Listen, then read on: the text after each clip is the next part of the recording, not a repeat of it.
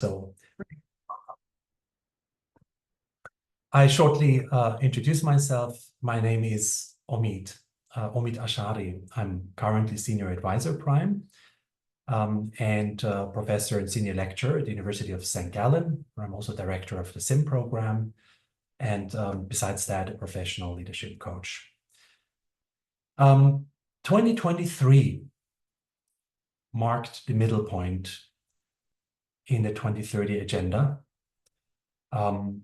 Therefore, this year, 2024, we really take the first step in the second half of a journey which has been long so far and short at the same time in terms of the fact that we need to live up to tasks. It's a challenging journey, and maybe I just share it up front. The 2023 SDG report from the UN Secretary General, Antonio Guterres, revealed that 85% of the SDG targets, I think there are 169 of them, negotiated over 2 years at the United Nations, agreed by all the nations or nearly all the nations back in September 2015. They are showing either limited progress or no progress, or even reversal in progress.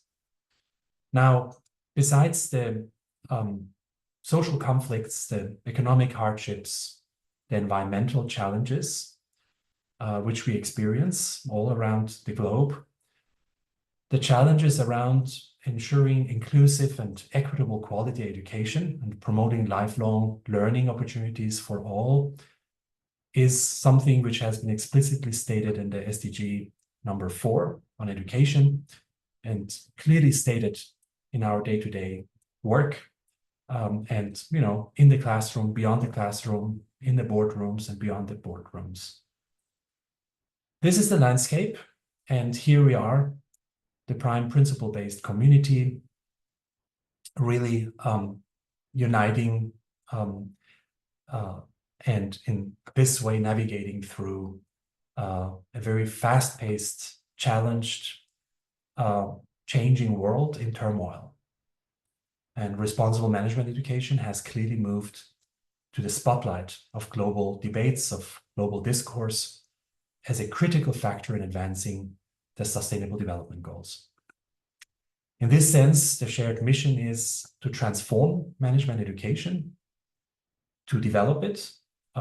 Obviously, transformation is a concept which we're all trying to still understand, because we're all human beings, and the state of the world is such that there seems to be still a need to create more understanding among ourselves. And there is a need to act. There are some 70 million students studying each year at our universities and educational institutions. So in that sense, much is at stake, and PRIME, as the largest organized platform to take care of management education, can scale up, pace up, and that will make a difference. There is a need for mutual support. There is a need to develop an understanding and an ability to deliver change, not just by looking at our students, but if it should be sustainable, we also need to see ourselves as part of this change. So changing ourselves also concerns faculty members, administrators, educational executives, all the stakeholders which are involved directly or indirectly in education. At PRIME, there are various programs, as we all know, the PRIME chapters, the champions, there are the working groups, the global students, the I5 program, the PRIME Commons, which was launched this year, and also others.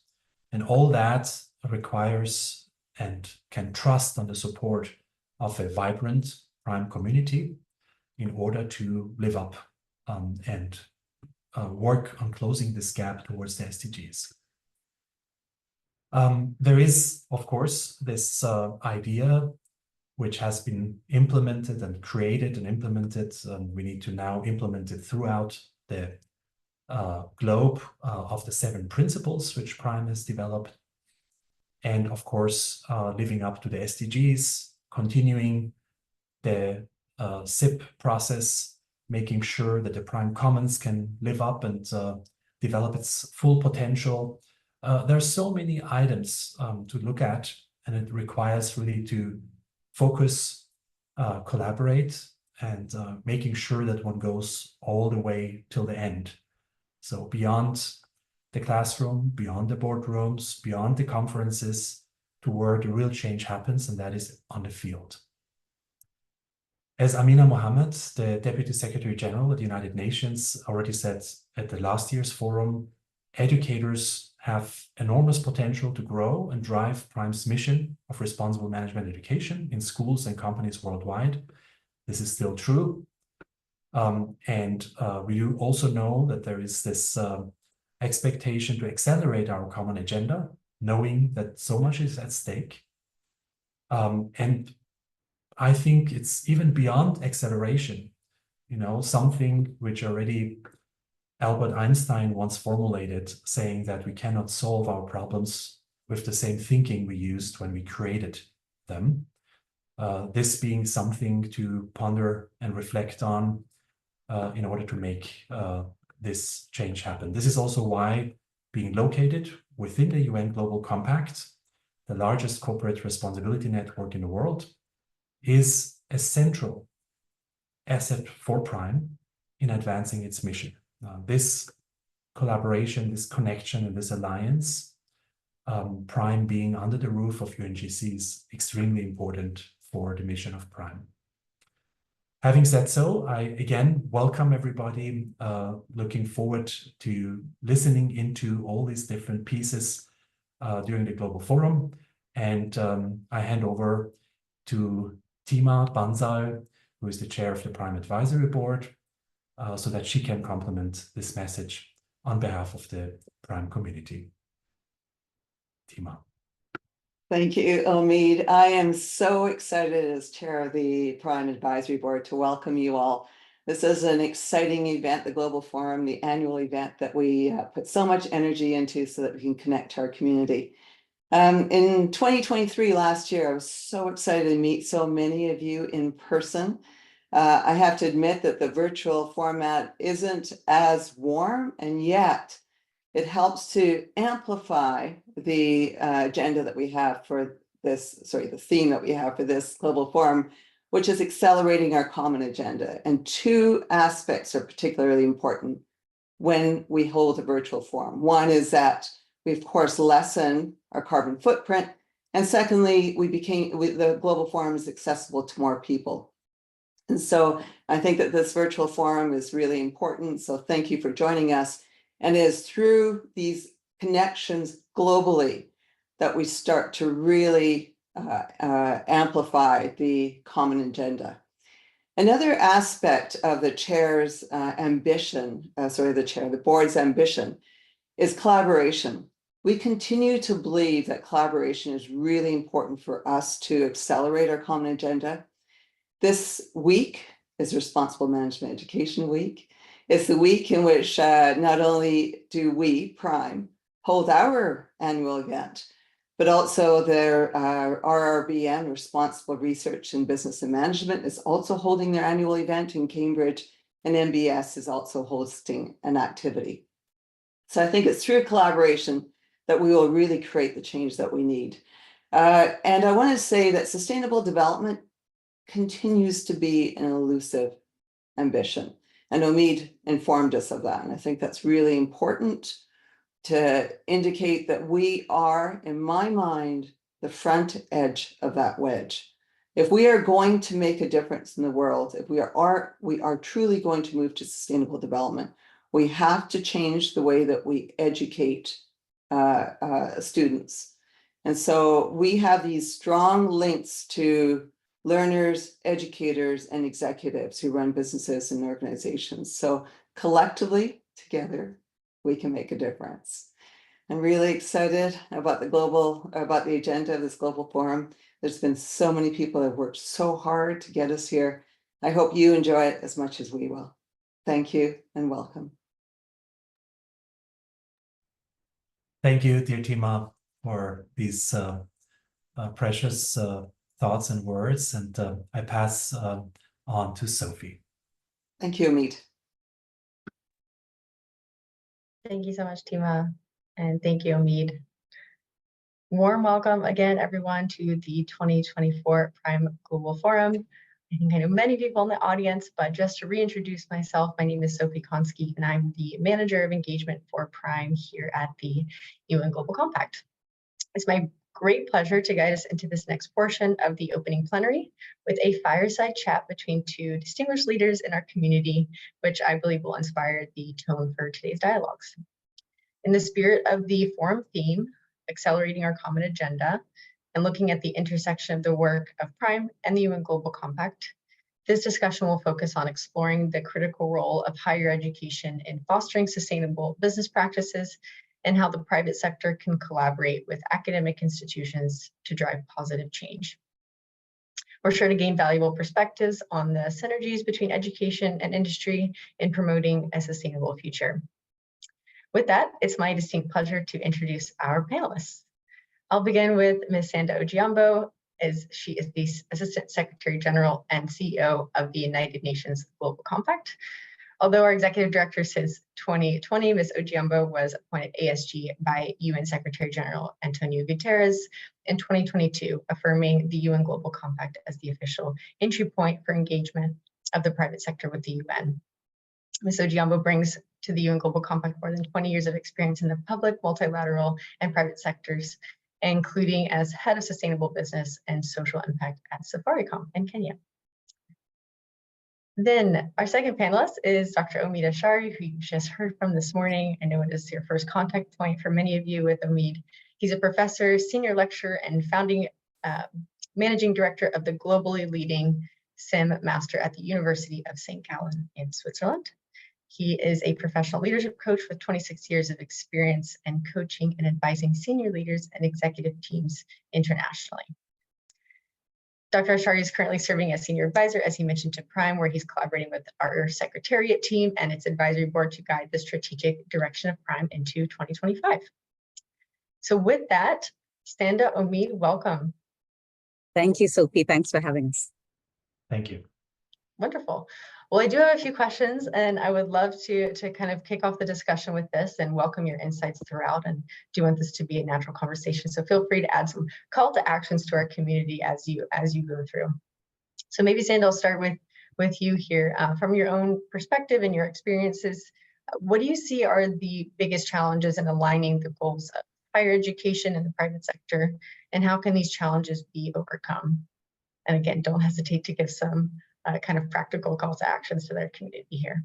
Absolutely, Sophie, and thanks. It's really great to join you and Omid on this fireside, and thank you for Tima also for setting the tone for this session. First, I want to just thank all of the Prime community, you know, the management team, the board, and also the community as a whole for coming together for this forum. It is Responsible Management Education Week, a great time to reflect on truly the importance of this topic and what it means for leadership and leadership within the private sector, as you said. Also exciting to hear, Sophie, that there's 1,000 people registered. So hopefully you'll have 1,000 times more ideas than we're going to share on this fireside chat.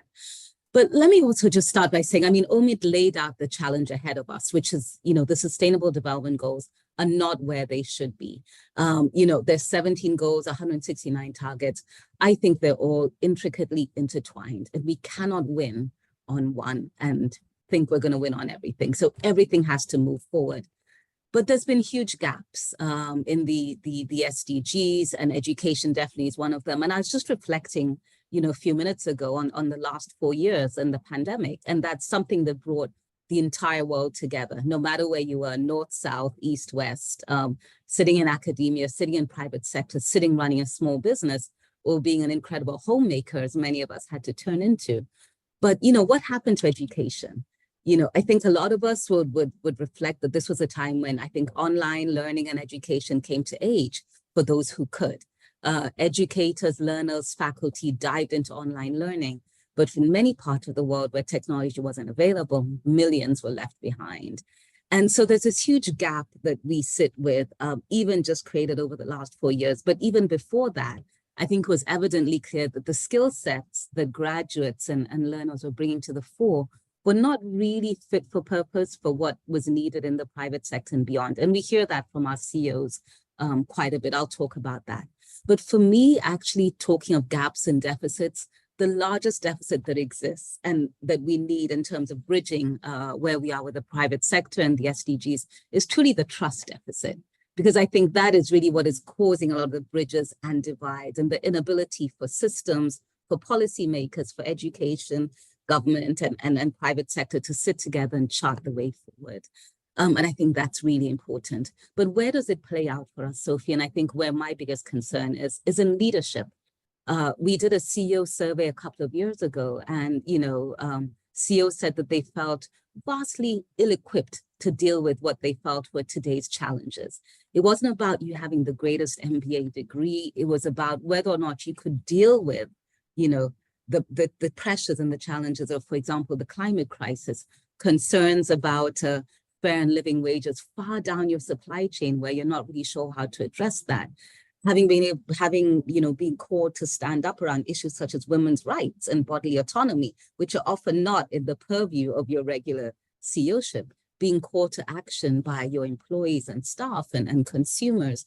So leaders now more than ever are being seen as people who should be, one, trusted, but second, should be bold enough to take on these broad positions on a wide range of issues. So lots going on in the ESG space or the SDG space, as you'd want to call it.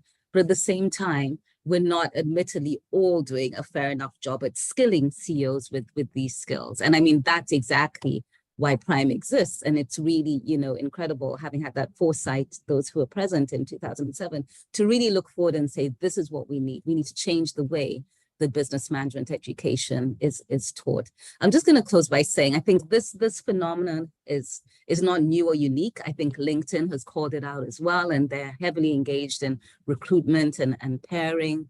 The World Economic Forum has also talked about what they feel are the top 10 skills that business leaders need today.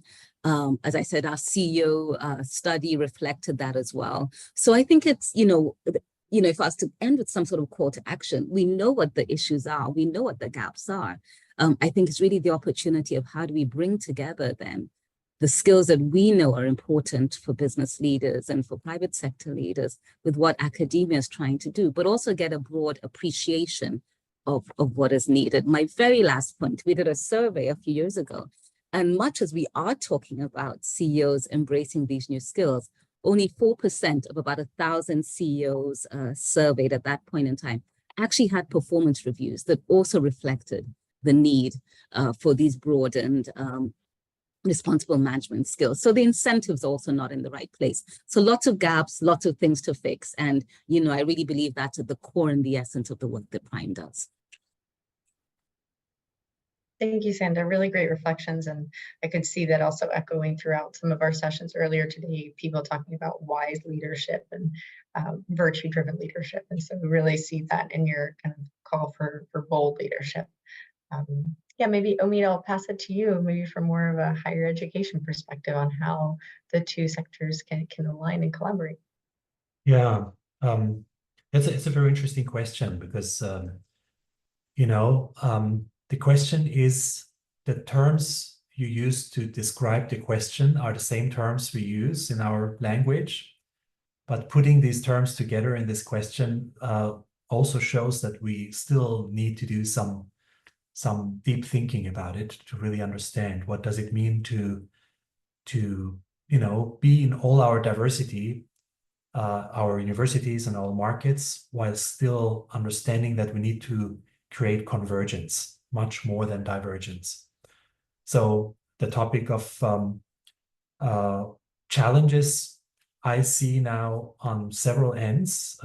One of it for sure, and for me this is the principle of economics and business as such, as I'm also I've been quite active on the business side, and that is something which Sanda, you mentioned it.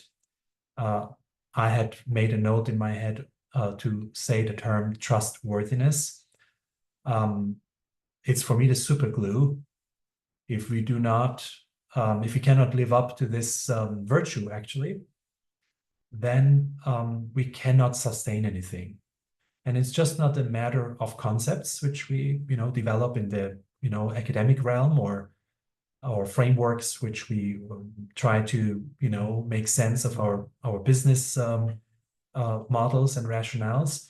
It's simply also on the level of questions such as how do I sustain relationships between universities and businesses, relationships within each one of those entities, knowing that not a single business, not a single university, not even a conglomerate of businesses on a continent or in a country, and the same on the academic side, can address global challenges in a satisfying way.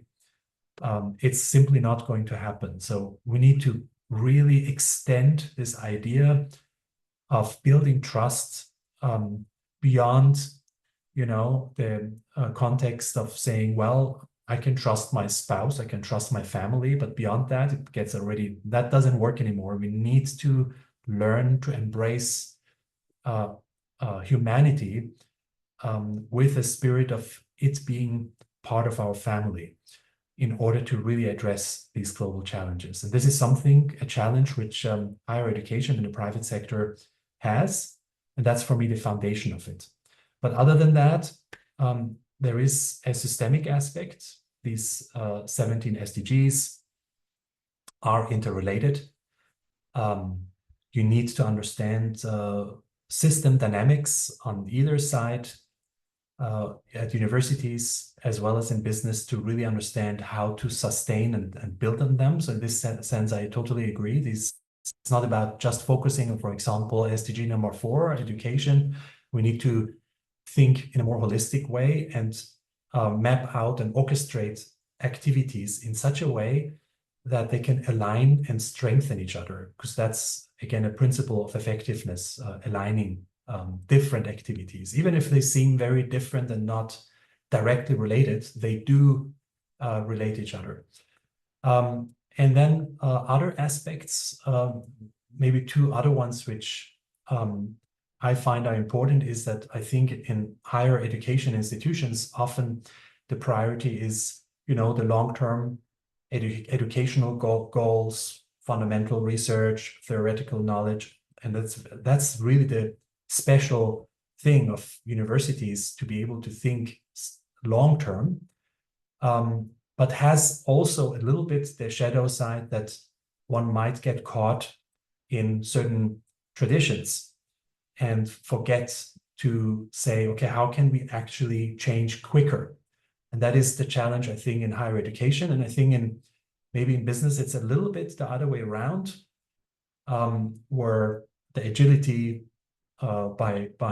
for good reasons has to be higher to stay in the market. Of course, this addresses also private universities, but I'm saying in general and looking at these 2 constituents. But then connecting this execution power of business organizations with the ability, complementing it with the ability of universities to, see things more on the longer term, and bringing these 2 strengths together in order to move things forward. So I think this is yet another point. And I just mentioned slightly a last point, and that is for me on the side of sustainable and ethical practices. At universities, we are challenged, to really embed sustainability and ethics into our core curricula.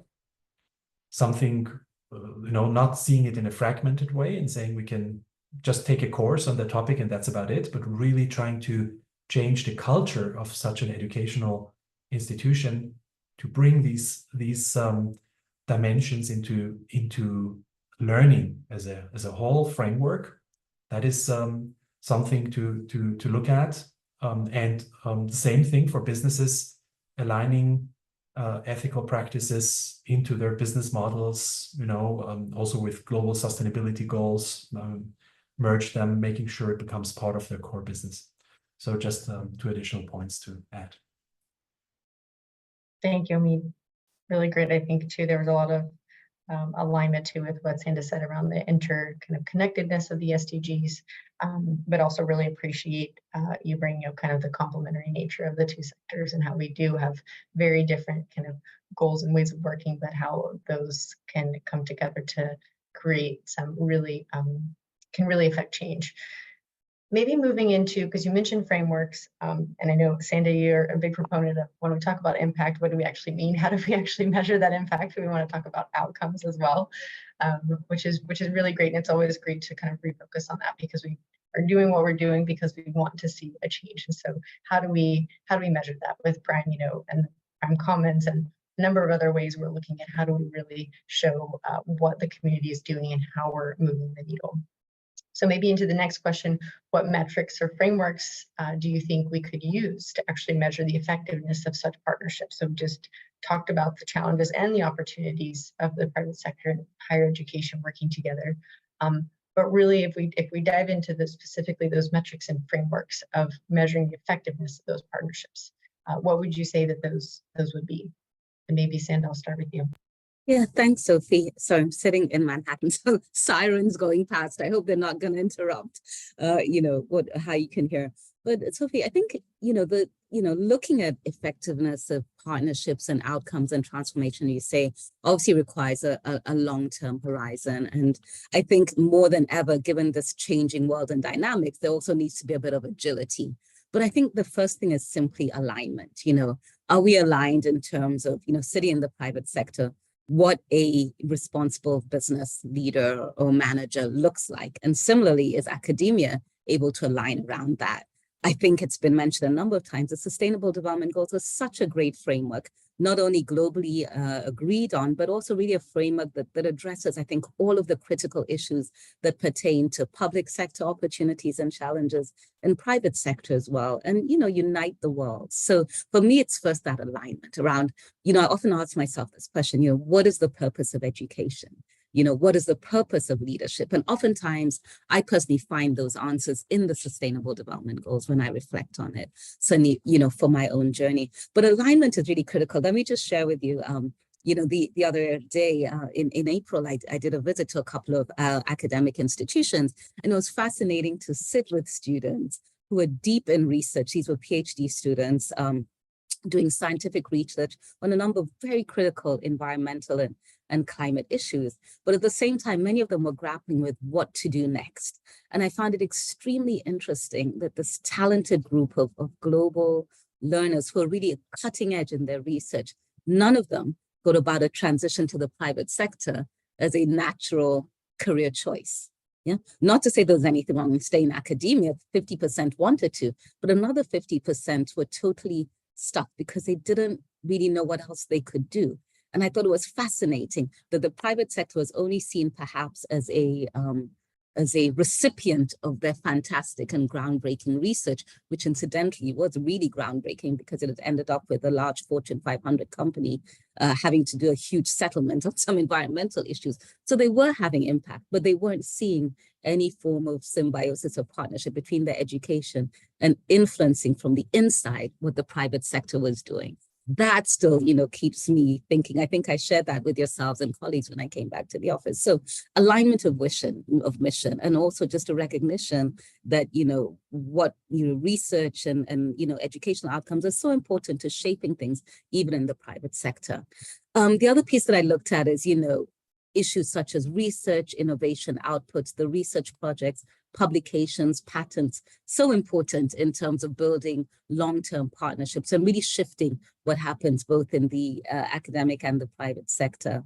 Another piece, obviously, and that's what really we're trying to do here, shift what the curriculum looks like. So what does a truly, sustainable or responsible management, business-focused education look like vis-a-vis the traditional education?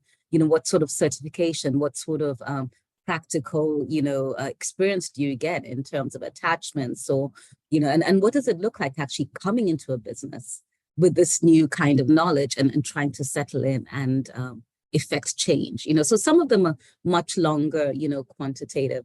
I was also reflecting then on perhaps, what is a good university? It's been a while since I was in uni, but I remember the pressure on rankings and what rankings were. I think for me, it'd be really good to understand now, with this knowledge that we have around responsible managed education, then what truly is a ranking for a university that reflects everything that we want. I think for me, that would be it. I remember, making my college selections eons ago, and rankings were more about popularity, diversity, who is giving the scholarships, what were the research opportunities, which is great. But I think there might also have to be a little bit of a rethinking around then what a true strong institution that reflects what we're looking for and is a great partner. Because after all, we're also calling on governments, on private sector, on policymakers, and certainly on the private sector to reflect a lot more and demonstrate these true responsible leadership traits, and also ones that are based on trust and trustworthiness. Thanks, Sanda. Really, really wonderful insights. And as I can hear, maybe one kind of metrics of success for you would to have more researchers going into the private sector, more academics really kind of bridging that gap practically and absolutely working in business. Great. Thanks for sharing. Omid, I'll pass it over to you, and would love to hear your reflections on metrics and frameworks that we can use. Yeah, this is a very big topic. It's I have to sort of make sure I don't get delve too deep into it, but it's a very fascinating topic, because at the end of the day, we know that nothing, as Peter Drucker said, nothing gets done if it's not measured, whatever that means, right? I very much am a advocate for this very simple but powerful framework of IOI, so the input one puts into, the effort one puts into it, then the output which one gets from it, the outcome from that output, and at the end, the impact. So really distinguishing between output, outcome, and then the impact. And it's along also a timeline. So also make sure that one understands that good things also need a certain time, because you need to build up an experience curve or a learning curve for it. But I think if I would try to focus on one point, then I would say it's probably, and that's a very fertile ground, where business and higher education also overlap, and that is where impact happens. Because what is impact for the universities, concretely, the graduates are out there, successfully struggling through their work in their different organizations, is in a certain way can be the input for organizations, right? In a certain way. But I think that there is space for a lot of collaboration for if universities sort of really extend their responsibility for impact beyond what happens at university, beyond courses, beyond programs, and say we also want to take on responsibility for our so-called alumni communities out there. We want to measure that, capture that, raise awareness for it. And businesses are very interested, to bring in responsible leaders of today and tomorrow to, transform the organization further while still staying in business, right? That's what they also need to make sure it happens. And I think in this middle section, if universities extend their educational responsibility beyond the university, more so than they already do, and businesses do backward integrate by saying, we are not only looking at indicators, we also need to focus more on the drivers, something which universities are usually very good at. Then that's a very fertile ground for future collaboration, and even new ways of metrics and variations of frameworks. There are a whole lot of things one can say about it, but it's very, very interesting to look into these things, because at the end of the day, it's about learning progress.